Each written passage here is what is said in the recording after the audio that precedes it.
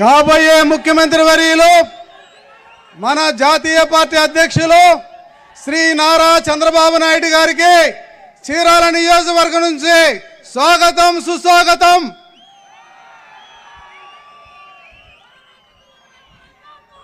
చీరాల నియోజకవర్గం మొత్తం ఈ 2 సంవత్సరాల పరిధి కాలంలో కంప్లీట్గా ఏ ప్రాంతంలో చూసినా ఎమ్మెల్యే ఎవరైనప్పటికీ కూడాను తెలుగుదేశం పార్టీలోనే చీరాల నియోజకవర్గం డెవలప్మెంట్ అయినది మాత్రం మీరు గుర్తుపెట్టుకోవాలి.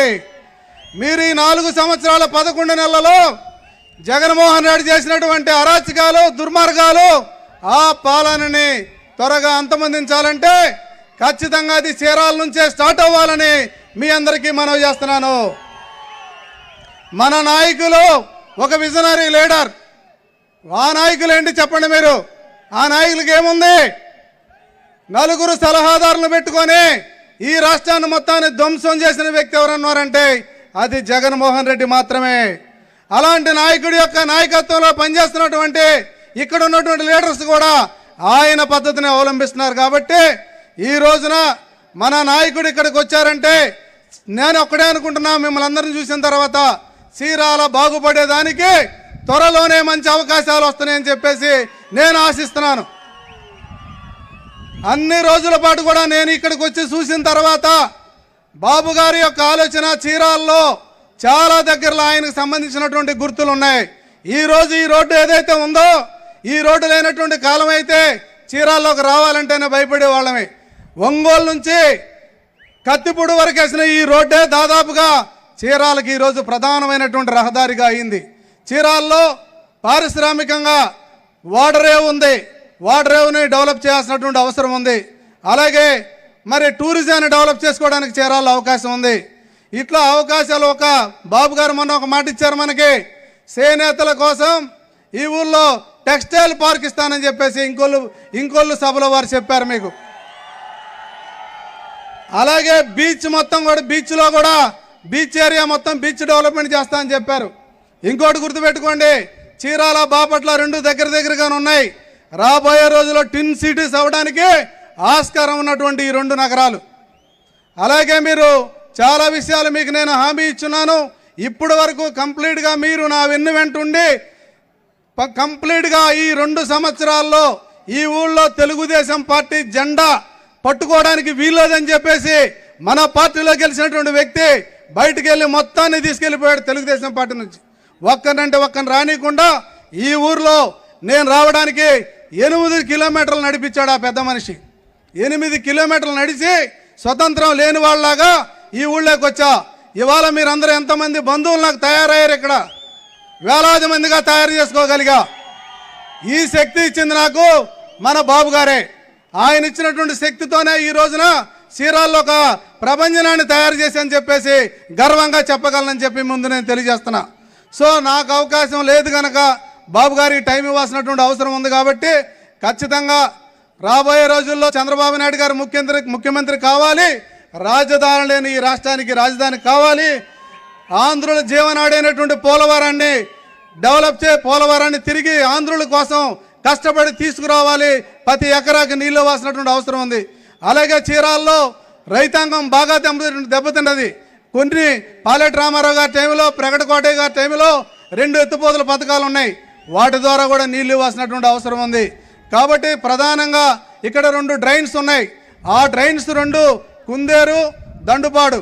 ఈ డ్రైన్స్ 2 కానీ వస్తేనే చీరాల్లో ఉన్నటువంటి మొత్తం చీరాల పట్టణానికి మురుగునీటి సదుపాయం కలుగుతుందని చెప్పేసి అనేక హామీలు మీకు మేము ఇచ్చున్నాను. వాటన్నిటిని కూడా రాబోయే రోజుల్లో నాకు మీరు ఆశీర్వదించి నన్ను సైకిల్ గుర్తు మీద ఎమ్మెల్యే అభ్యర్థిగా నాకు 1 ఓటు, అలాగే ఎంపీ అభ్యర్థి శ్రీ కృష్ణప్రసాద్ గారికి 1 ఓటు వేసి మమ్మల్ని ఇద్దరిని కూడా ఆశీర్వదిస్తారని చెప్పి ఆశిస్తూ మీ ముందు నేను సెలవు తీసుకుంటున్నాను.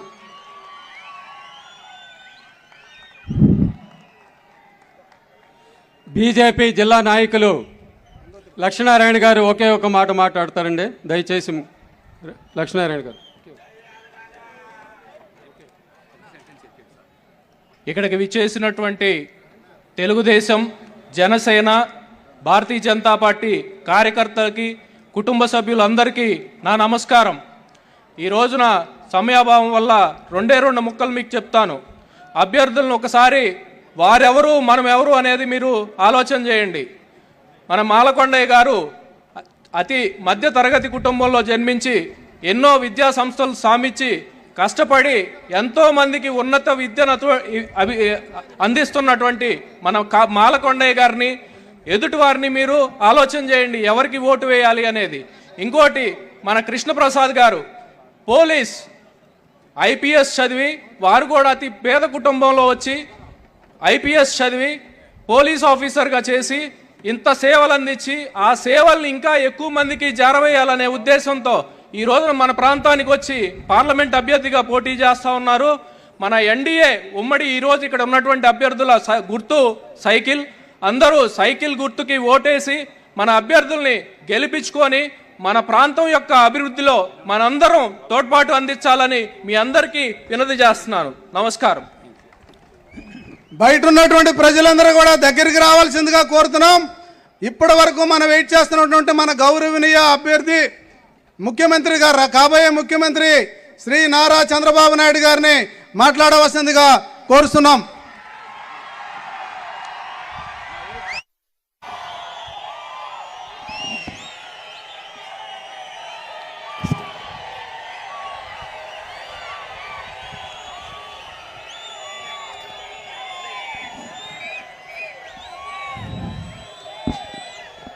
ఏం తమిళ్లో హుషారుగా ఉన్నారా? ఏమమ్మా ఆడబిడ్డలు మీరు హుషారుగా ఉన్నారా లేదా? తమ్ముళ్లకు దీటుగా మీరు కూడా హుషారుగా ఉండాలి. ఈరోజు నేను ప్రజాగణంలో చీరాలకు వచ్చాను. ఈరోజు మిమ్మల్ని అందరినీ చూస్తా ఉంటే నాకు ఏమాత్రం అనుమానం లేదు. బాపట్ల పార్లమెంటు ఇటు చీరాల అసెంబ్లీ రెండు కూడా బంపర్ మెజారిటీతో మనమే గెలుస్తున్నాం. బాపట్ల పార్లమెంట్ అభ్యర్థి గౌరవనీయులు కృష్ణప్రసాద్ గారు, చీరాల అసెంబ్లీ అభ్యర్థి గౌరవనీయులు కొండయ్య గారు, అద్దంకి తెలుగుదేశం పార్టీ అభ్యర్థి గొట్టిపాటి రవికుమార్ గారు, పర్చూరు తెలుగుదేశం పార్టీ మిత్రపక్షాలు బలపరుస్తున్న అభ్యర్థి ఏలూరి సాంబశివరావు గారు,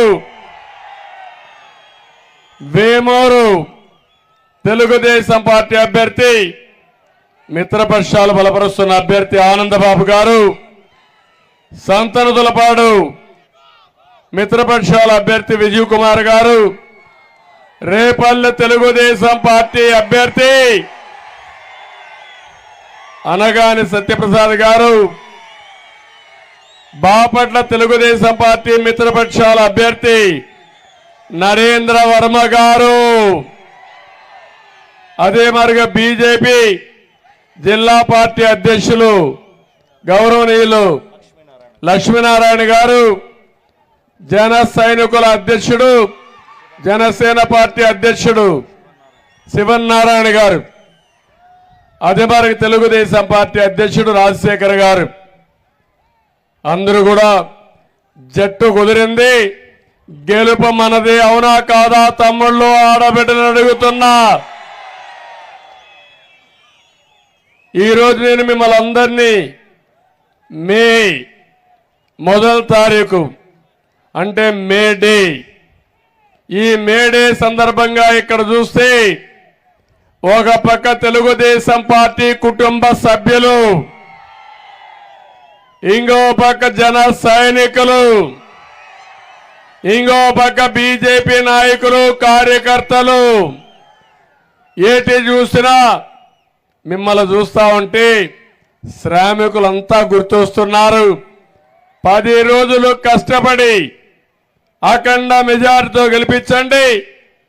ఆ తర్వాత ఈ రాష్ట్ర భవిష్యత్తుని మార్చే బాధ్యత మేము తీసుకుంటామని మీ అందరికీ హామీ ఇస్తున్నా.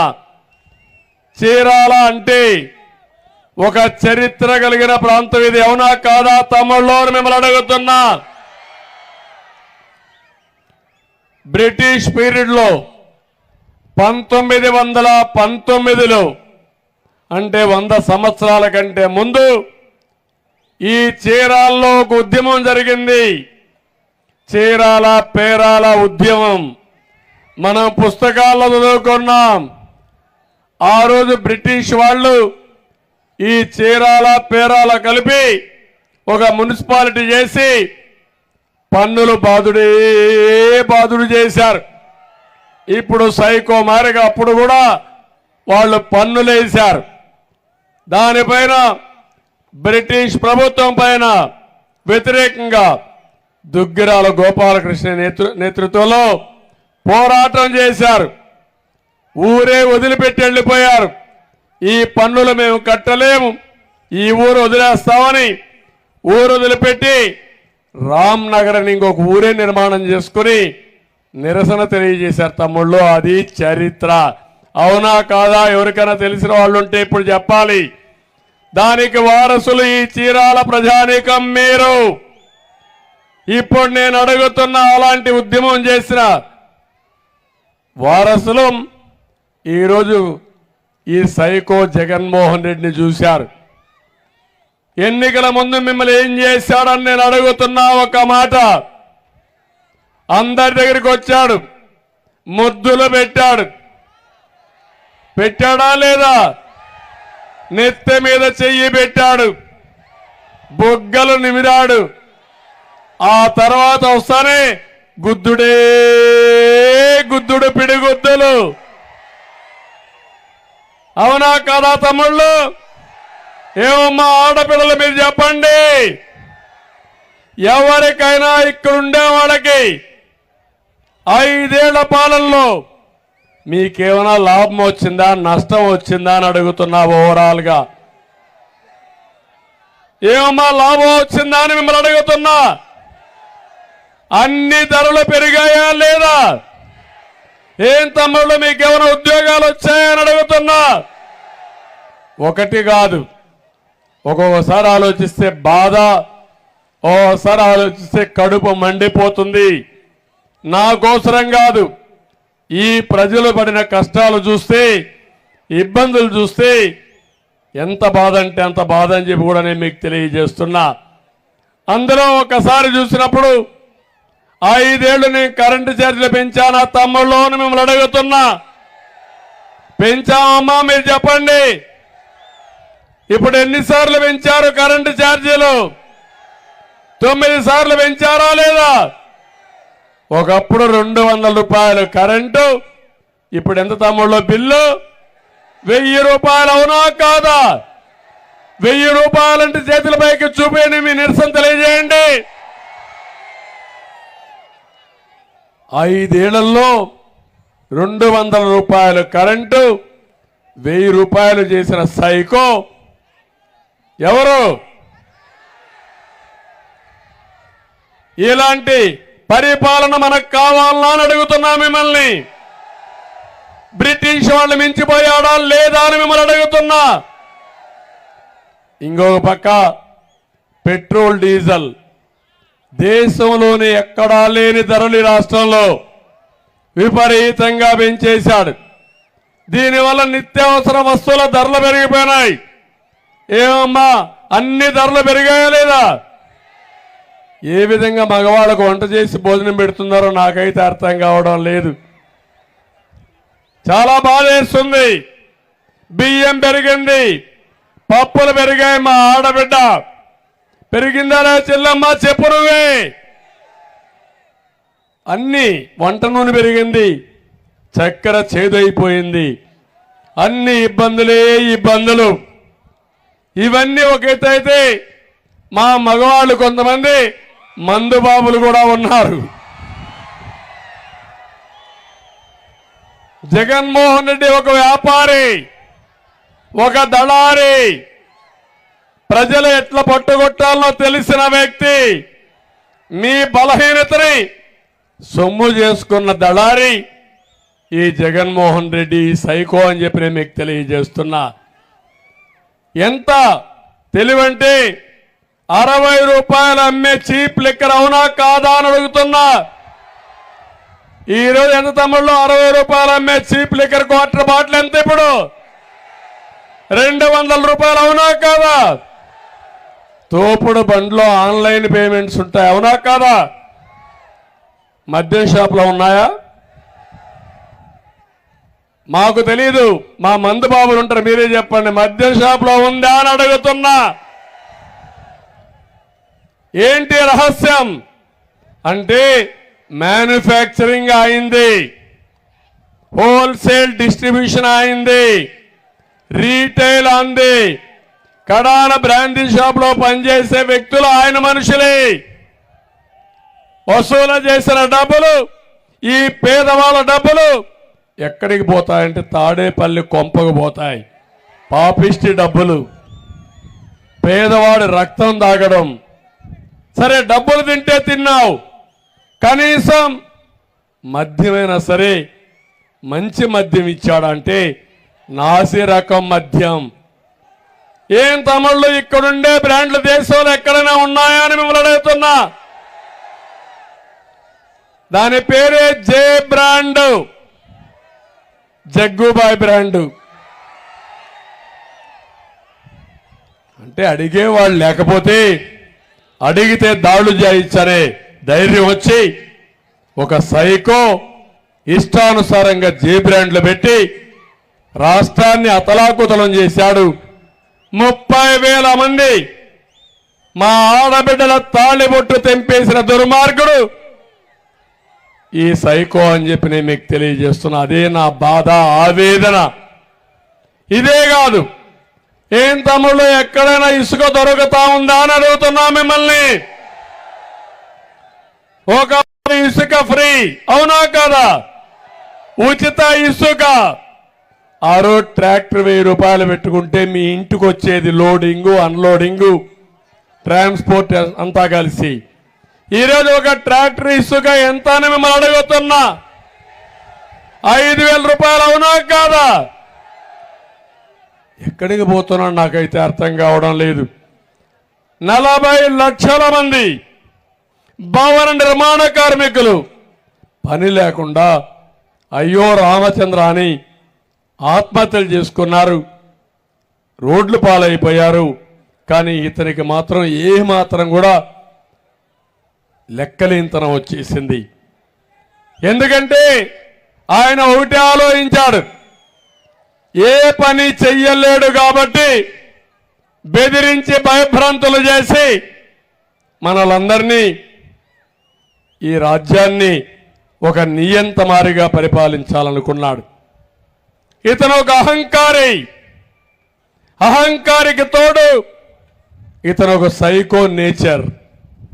ఈ రెండుకు తోడు విధ్వంసమే ఈయన అలవాటు.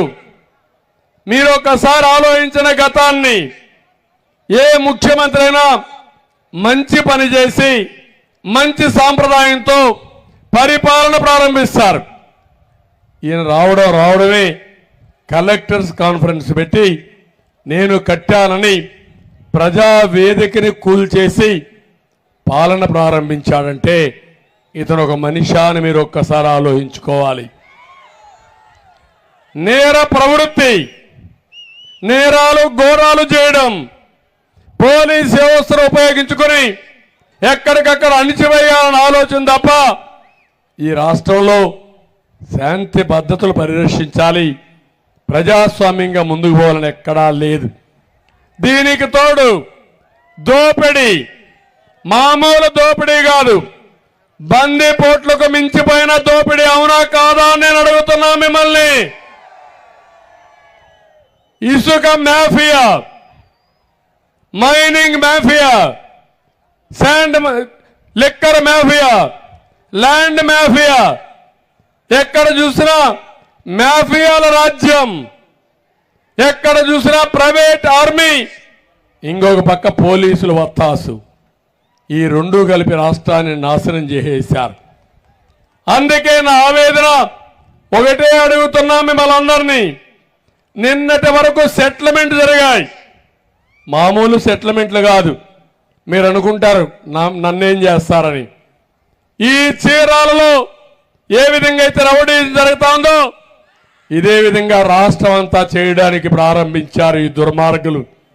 అందుకే మీకు హామీ ఇస్తున్నా, ఈ దుర్మార్గుల్ని తుదముట్టించి మళ్ళా ప్రజాస్వామ్యాన్ని నిర్మాణం చేసే బాధ్యత మా కూటమిదని చెప్పి మీ అందరికీ హామీ ఇస్తున్నా. అందుకే ఈరోజు మీరు చూస్తే, మొన్న మీరు చూశారు, ఒక్క విషయం మీరు గుర్తుపెట్టుకోండి, పరిపాలన తెలిసిన వాడు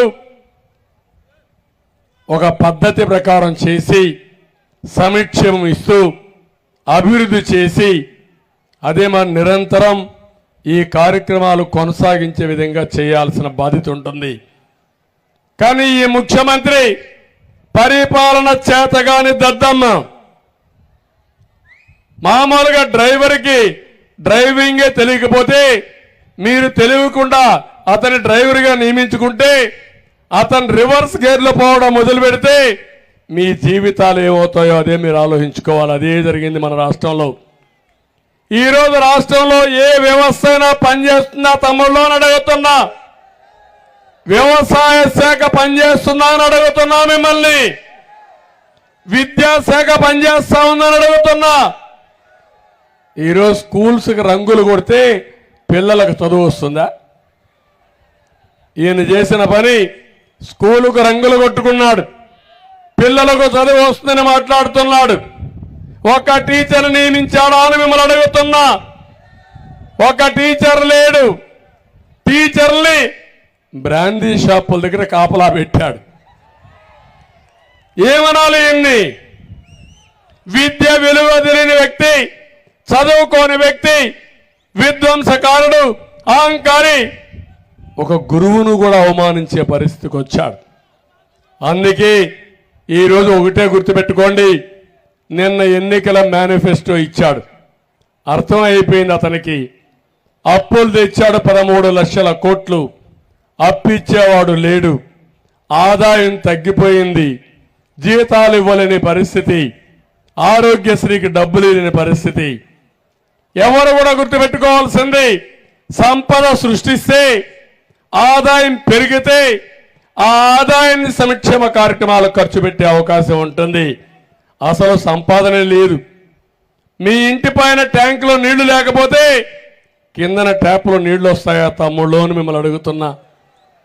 మీ చెరువులో నీళ్లు లేకపోతే కాలువలో నీళ్లు వస్తాయని మిమ్మల్ని అడుగుతున్నా.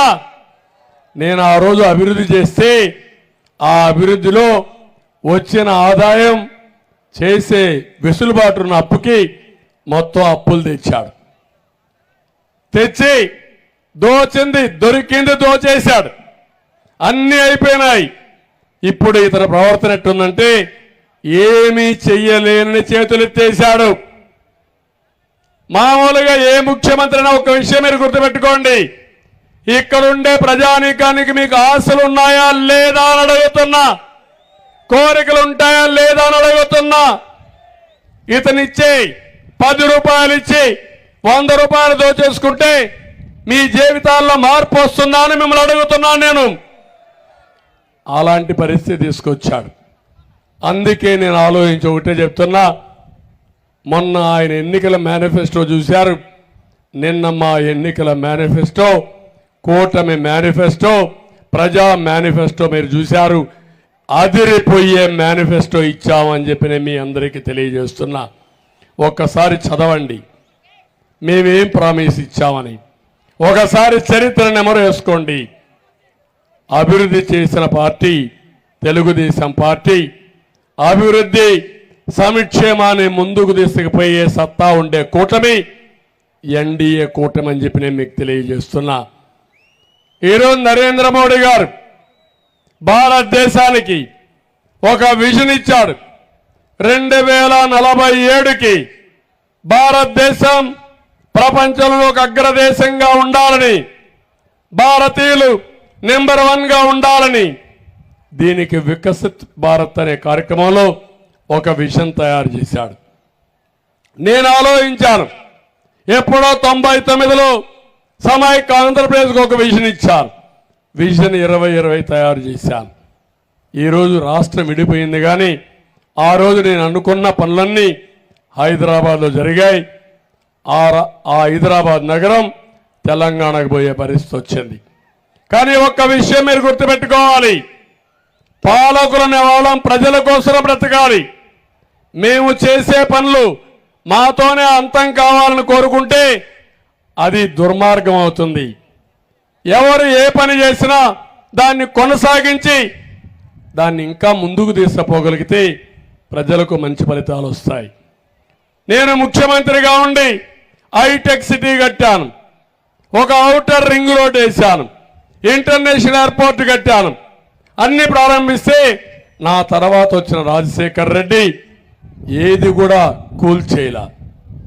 అదే ఇతను వస్తే అమరావతి దగ్గర ప్రజావేదిక కూల్చేసి అమరావతిని పూర్తిగా నిర్వీర్యం చేసి అమరావతిని చంపేసిన దుర్మార్గుడు ఈ సైకో జగన్మోహన్ రెడ్డి అని చెప్పి నేను మీకు తెలియజేస్తున్నా.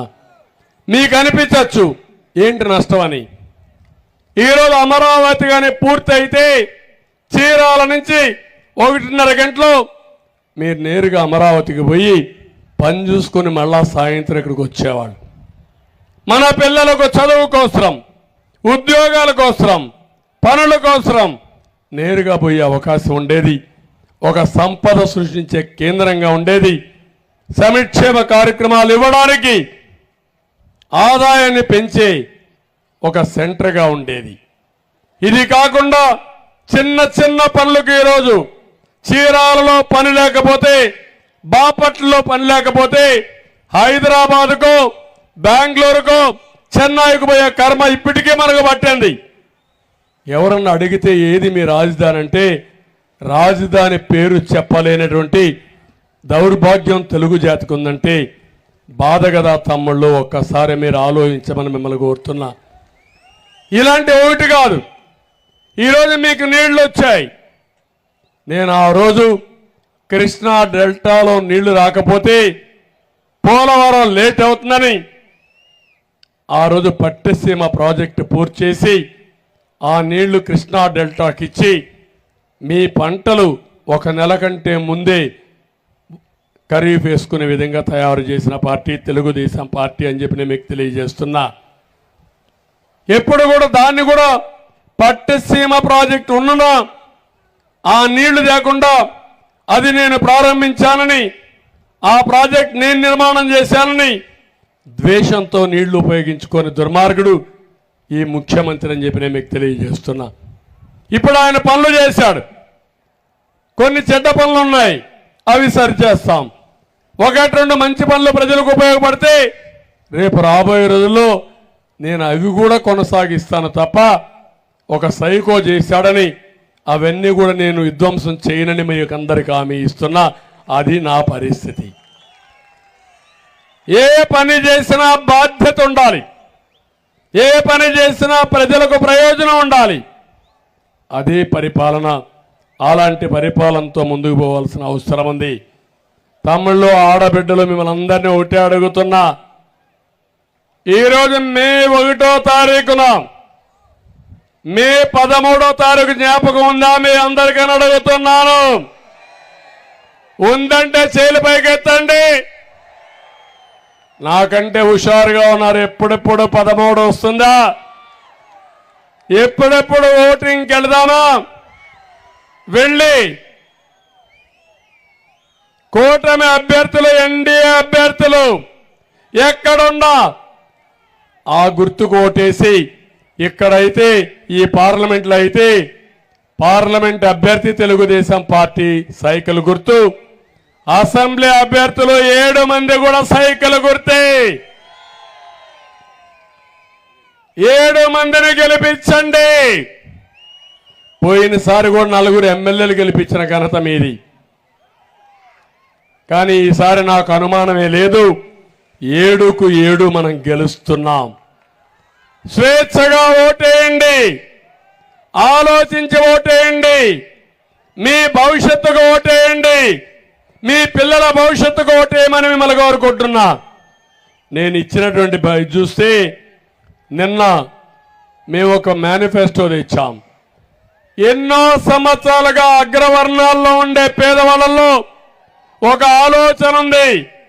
ఆ ఆలోచన మాకు రిజర్వేషన్ లేవు కాలేజ్ సీట్లలో ఉద్యోగాలని బాధ ఉంటే ఫస్ట్ టైం చరిత్రలో 10% ఉద్యోగాలు ఆర్థికంగా వెనుకబడిన అగ్రవర్ణాల పిల్లలకి రిజర్వ్ చేశామని చెప్పి నేను మీకు తెలియజేస్తున్నా. అది కాపుల్లో ఎక్కువ పేదవాళ్ళు ఉంటే వాళ్ళకి ఎక్కువ శాతం వస్తాయి, ఇంకొక కులంలో ఉంటే ఆ కులానికి వస్తాయి. అందరి కోసం 10% రిజర్వేషన్లు పెట్టామని చెప్పి కూడా నేను మీకు తెలియజేస్తున్నా. ఇది కాకుండా ఈరోజు మీరు ఒకసారి చూస్తే మా ఆడబిడ్డల కోసం నేను ఒక మంచి కార్యక్రమాన్ని తీసుకొచ్చాను. ఎప్పుడు కూడా తెలుగుదేశం పార్టీ మా ఆడబిడ్డలకు పుట్టిల్లు, మీకు ఆస్తిలో సమాన హక్కు ఇచ్చిన నాయకుడు నందమూరి తారక రామారావు గారు. ఆ విషయం మీరు గుర్తుపెట్టుకోవాలి. విద్యకు ప్రాధాన్యత ఇచ్చిన నాయకుడు ఎన్టీఆర్. ఆ తర్వాత మీరు చూస్తే డాక్రా సంఘాలు పెట్టింది కూడా తెలుగుదేశం, నేను ముఖ్యమంత్రిగా ఉన్నప్పుడే. ఇది కాకుండా దీపం ఇచ్చి వంట గ్యాస్ సిలిండర్లు మీ అందరికీ ఇచ్చాం. అదే మాదిరిగా ఆ రోజు మరుగుదొడ్డి కట్టించి ఆడబిడ్డల ఆత్మ గౌరవాన్ని కాపాడాం. ఇంకో పక్క పసుపు కుంకుమ కింద 10,000 కోట్లు ఇచ్చాం, రివాల్వింగ్ ఫండ్ ఇచ్చాం, డాక్రా సంఘాల రుణాలు కొంతవరకు మాఫీ చేశాం. ఇలాంటి కార్యక్రమాలు అనేక కార్యక్రమాలు చేసి ముందుకు పోయాం. ఈరోజు మళ్ళీ మహాశక్తి కింద మా ఆడబిడ్డలందరికీ 4 కార్యక్రమాలు ఇచ్చాం. దాంట్లో మొదటి కార్యక్రమం ప్రతి ఆడబిడ్డ 19 సంవత్సరాలు పైబడి 59 సంవత్సరాల వరకు మళ్ళా పింఛను వచ్చే వరకు 1,500 రూపాయలు నెలకు మీ అకౌంట్లో వేసే బాధ్యత మాదని మా ఆడబిడ్డలందరికీ ఆమె ఇస్తున్నా. సంవత్సరానికి 18,000, 5 ఏళ్లలో 90,000 రూపాయలు మా ఆడబిడ్డల అకౌంట్లో వేస్తాం. ఇంకో పక్క తల్లికి వందనం కింద ప్రతి ఎంతమంది పిల్లలుంటే అంతమందికి 15,000 ఇస్తాం.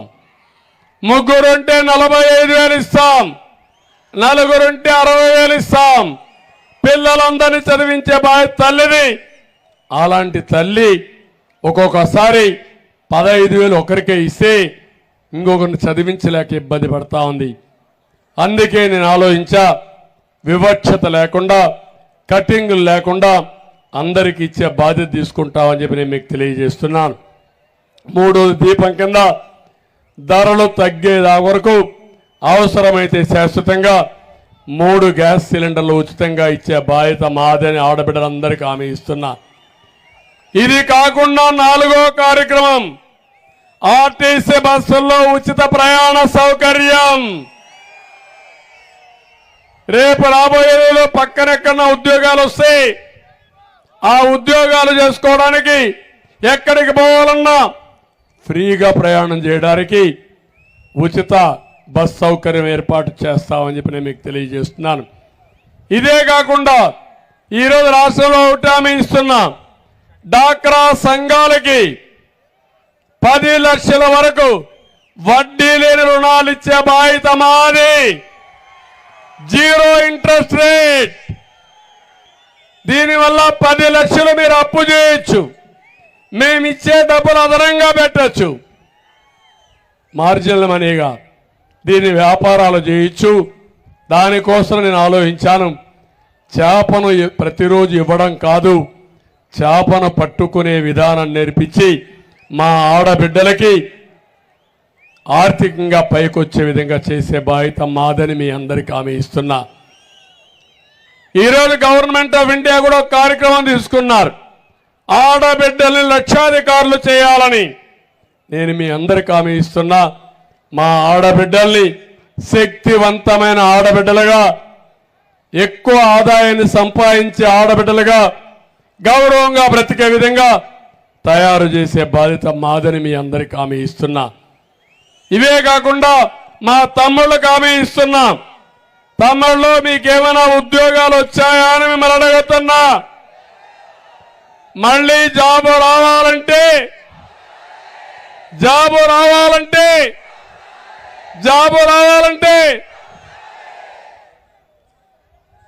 మేము రావాలంటే మీరేం చేయాలి?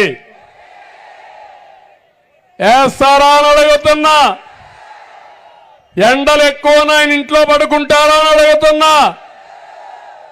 అందరికీ కసి ఉంది, అందరికీ కోపం ఉంది. ఈ సైకోని ఇంటికి పంపించాలని మీ అందరిలో నిర్ణయం ఉంది, అవునా కాదా? అయితే ఎండుందని యామారితే కొంపలే కూలిపోతాయి. నేను ఒకటే చెప్తున్నా, ఈ ముఖ్యమంత్రిని చూస్తే మీరు ఒక్కసారి ఆలోచించండి. మొన్నటి వరకు బలవంతంగా ఆస్తులు రాసుకున్నారు, సెటిల్మెంట్ చేశారు. ఇప్పుడు కొత్త చట్టమే తీసుకొచ్చాడు. ఆ చట్టం పేరు జగన్ ల్యాండ్ గ్రాబింగ్ యాక్ట్. మీరు గాని ఓటేశారో మీ ఆస్తి గోయిందా. ఇంత మనం బెదిరించి రాయించుకోవాలి.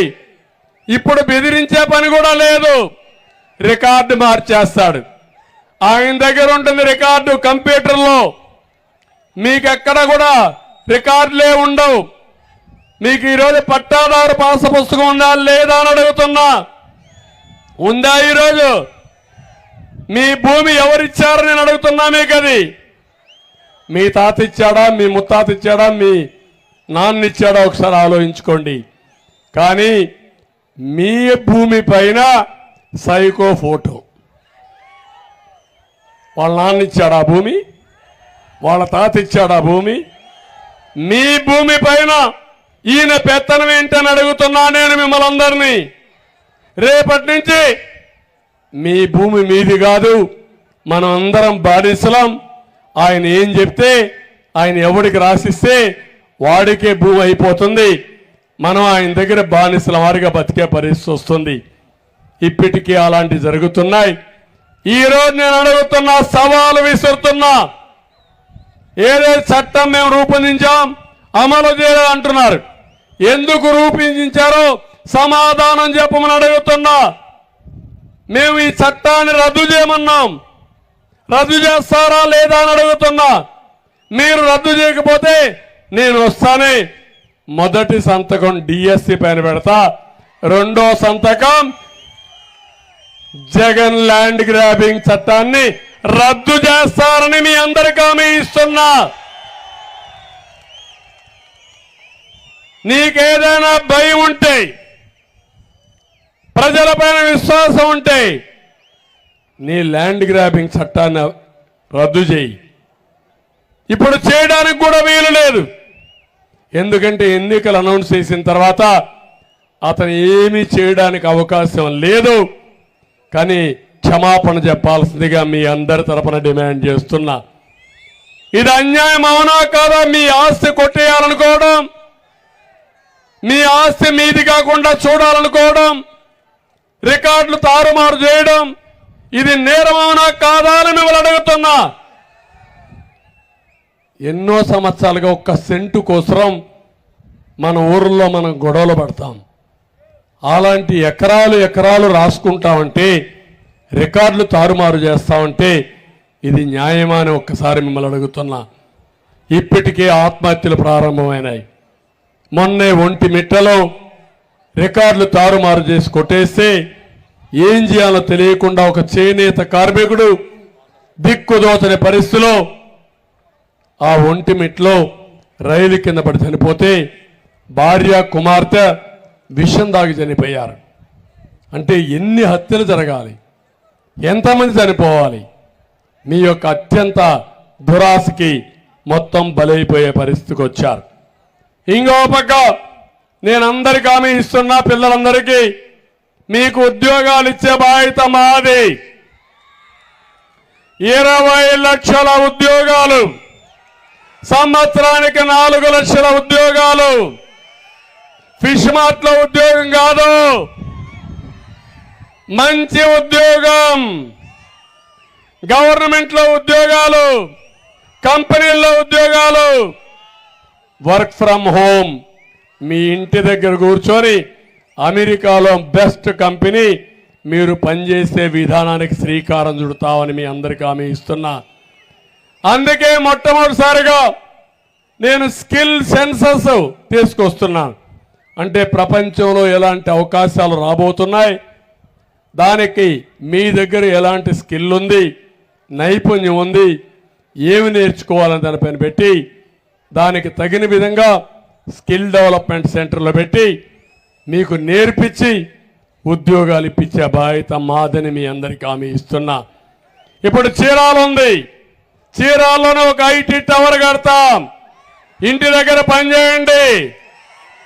తర్వాత వర్క్ స్టేషన్స్ అక్కడ పెడితే బోరు కొట్టినప్పుడు ట్రైనింగ్ అవసరమైనప్పుడు వచ్చి ఇక్కడ పని చేసుకోండి. ఎలాంటి హైబ్రిడ్ మోడల్ పెడతామని చెప్పి నేను మీకు తెలియజేస్తున్నా. చిన్న మధ్య తరహా పరిశ్రమలకి 10 లక్షల వరకు సబ్సిడీలు ఇస్తాం. సామాజిక పింఛన్లన్నీ పెంచుతాం. ఏదైతే ఈరోజు ఇక్కడ ఉన్నారు బీసీలు ఉన్నారు, బీసీలకు ఒక డిక్లరేషన్ తీసుకొచ్చాను. వాళ్ళకు 50 సంవత్సరాలకి పింఛన్ ఇచ్చే బాధ్యత మాదని మీ అందరికీ హామీ ఇస్తున్నా.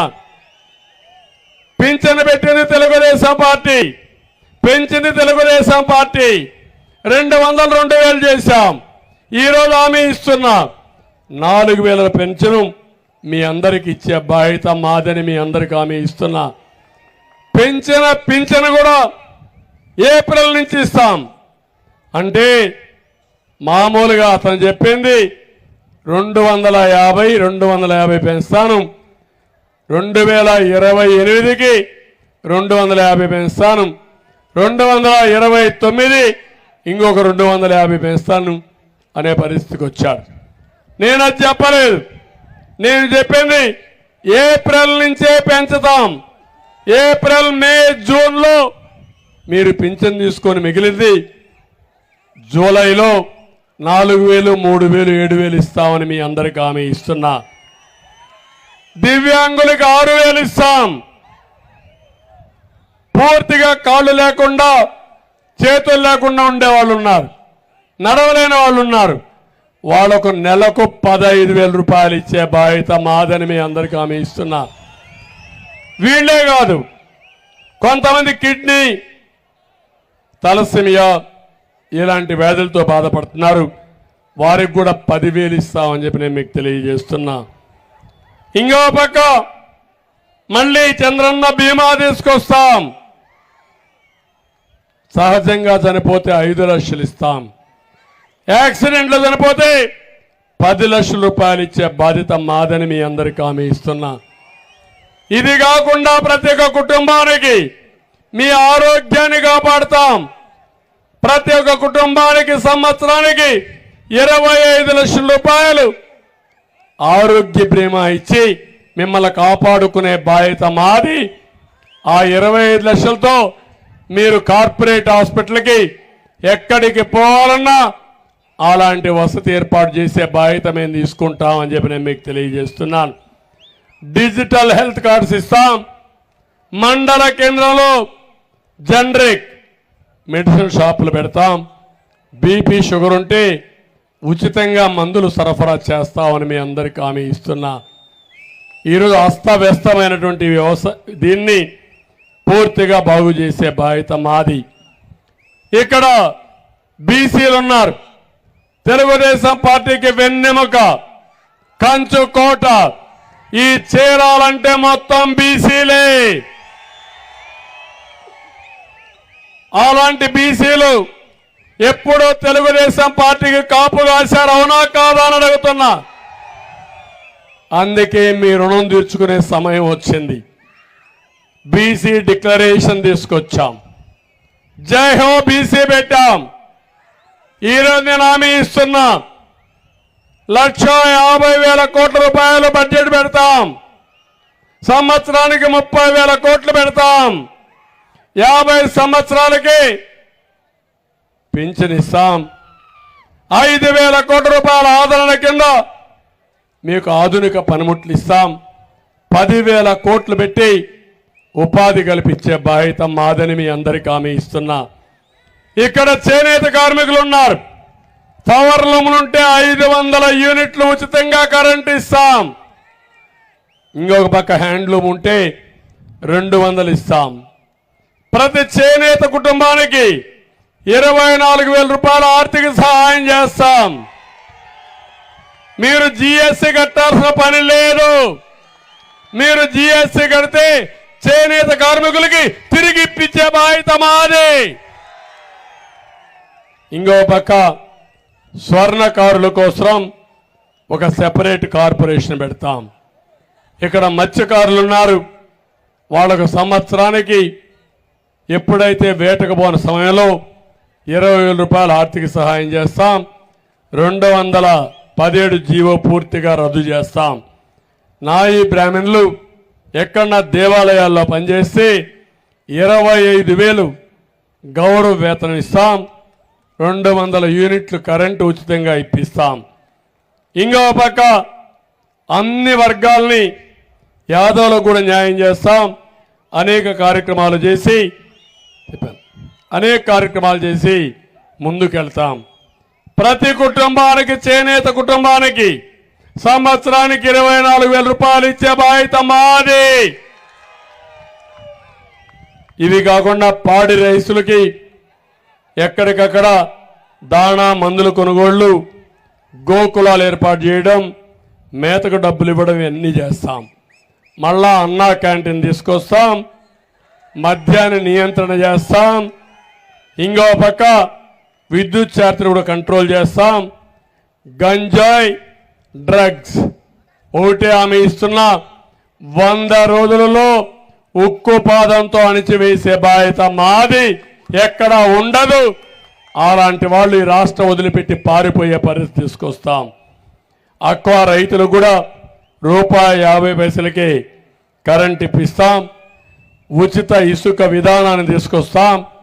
మీ అందరికీ మళ్ళీ దానికంతా కూడా పగడ్బందీగా ఒక సిస్టమ్ తీసుకొచ్చే బాధ్యత మాది. ఇక్కడికి వచ్చినప్పుడు ఒక్కసారి ప్రతి కుటుంబం ఆలోచించండి. నేను ఒక ఆడబిడ్డకు చెప్పాను 4 కార్యక్రమాలు, ఒక యువతకు చెప్పాను ఏమి ఇస్తామని, నిరుద్యోగ భృతి 3,000, ఒక రైతు ఆ ఇంట్లో ఉంటే 20,000 రూపాయలు అన్నదాత కింద, ఒక 20,000 తల్లికి వందనంలో 15,000, ఇంకో పక్క వీళ్ళకు 3,000 నెలకు, ఎవరన్నా వృద్ధులుంటే 4,000 నెలకు. ఈ విధంగా మీరు ఆలోచించుకొని మేమిచ్చేది ఏంటి, ఆయన చేసేది ఏంటో చూడండి.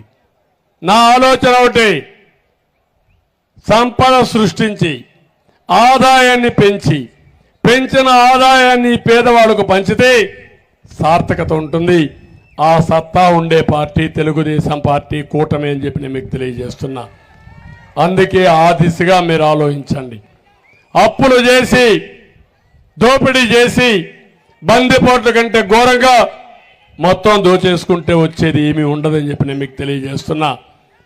ఇక్కడ ఒక విషయం గుర్తుపెట్టుకోండి, ఈ నియోజకవర్గంలో 2019లో తెలుగుదేశం పార్టీ పైన అభిమానంతో ఏకపక్షంగా మీరందరూ ఓట్లేసి గెలిపించారు, అవునా కాదా? ఎక్కడున్నాడా పెద్ద మనిషి? ఇప్పుడు ఎక్కడున్నాడా పెద్ద మనిషిని అడుగుతున్నా. అంటే పనుల కోసం కక్కుర్తి పడేవాళ్ళ రాజకీయాలకు అవసరమా తమ్ముళ్ళు అని అడుగుతున్నా. వీళ్ళ నాయకులని మిమ్మల్ని అడుగుతున్నా. ఇక్కడ ఉన్నారు గొట్టెపాటి రవికుమార్, అనగాని సత్యప్రసాద్, పర్చూరి సాంబశివరావు. ఏం వాళ్ళకి ఇబ్బందులు లేవా?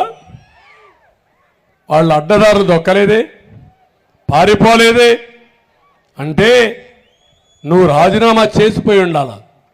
కానీ ఇక్కడ గెలిచి అడ్డదారులు దొక్కి మళ్ళా కథలు మాట్లాడుతూ మళ్ళా తెలుగుదేశానికి వచ్చేస్తాం కాబట్టి ఓటేసేమని మోసం చేసే వ్యక్తులకి గుణపాఠం చెప్పమని మిమ్మల్ని అందరినీ కోరుతున్నా. సిద్ధమా తమ్ముళ్ళని మిమ్మల్ని అడుగుతున్నాను. ఏమమ్మా ఆడబిడ్డలని మిమ్మల్ని అడుగుతున్నా. అయారాం గయారాములు మాకు అవసరం లేదు.